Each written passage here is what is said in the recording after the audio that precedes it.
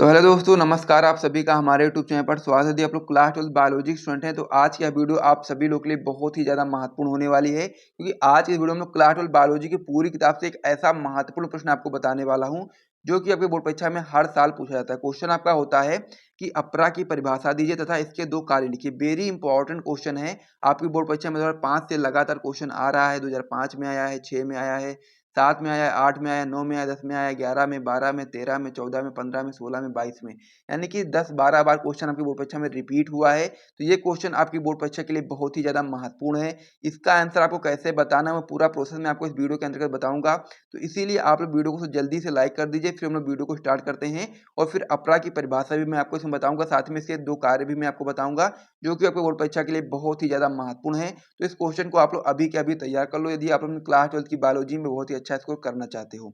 तो चलिए देख लेते हैं क्लास 12 बायोलॉजी का जो ये महत्वपूर्ण प्रश्न है कि अपरा की परिभाषा दी तथा इसके दो कार्य लिखिए, कितना ज्यादा महत्वपूर्ण है ये तो आपको पहले से ही पता चल चुका है। अब हम लोग इसमें देखने वाले हैं सबसे पहले अपरा की परिभाषा। क्वेश्चन में हमसे यही चीज पूछी गई कि अपरा की परिभाषा दीजिए तथा इसके दो कार्य लिखिए। तो सबसे पहले हम लोग अपरा की परिभाषा देंगे, उसके बाद फिर अपरा के दो कार्य भी यहाँ पर हम लोग को बताने हैं, तभी आपको पूरे पूरे मार्क्स मिलने वाले हैं। ये क्वेश्चन आपकी बोर्ड परीक्षा में 1 नंबर, 2 नंबर और 3 नंबर में क्वेश्चन आ सकता है। महत्वपूर्ण क्वेश्चन है, बिल्कुल भी मिस मत करिएगा यदि आप अपनी क्लास 12 की बायोलॉजी में बहुत ही अच्छा स्कोर करना चाहते हैं। तो चलिए हम लोग अपरा की परिभाषा को यहाँ पर देख लेते हैं। तो परिभाषा में आप लोग बता सकते हैं कि अपरा वह संरचना है जिसके द्वारा जरायुज स्तनधारियों का विकासशील भ्रूण या गर्भ मात्रक गर्भाशयी रुधिर से अपना पोषण प्रदान करता है, प्राप्त करता है।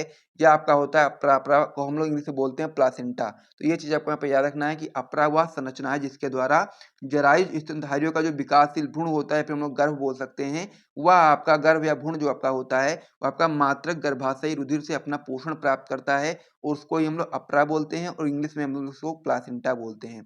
तो इस प्रकार से अपरा की परिभाषा बहुत ही सिंपल है आप लोगों के लिए। मैं एक बार फिर से रिपीट करता हूँ, आप लोग अपनी कॉपी में से नोट कर लेना कि अपरा वह संरचना जिसके द्वारा जरायुज स्तनधारियों का विकासशील भ्रूण या गर्भ मात्रक गर्भाशयी रुधिर से अपना पोषण प्राप्त करता है, अपरा यानी कि प्लेसेंटा कहलाता है। तो अपरा की परिभाषा तो आप लोगों ने समझ लिया होगा। अब हम लोग अपरा के कार्य को समझ लेते हैं। अपरा का कार्य भी बहुत ही ज्यादा महत्वपूर्ण है आप लोगों के लिए। तो अपरा के कार्य में आप लोग बता सकते हैं इस प्रकार से। पहला कार्य हम लोग इसमें बताएंगे कि अपरा के द्वारा विकसित होते भ्रूण को पोषण एवं ऑक्सीजन प्राप्त होते हैं, यानी कि अपरा के द्वारा ही जो भ्रूण विकसित हो रहा होता है माता के गर्भ में, उसको पोषण एवं ऑक्सीजन की जो प्राप्ति होती है वो अपरा के द्वारा ही होती है।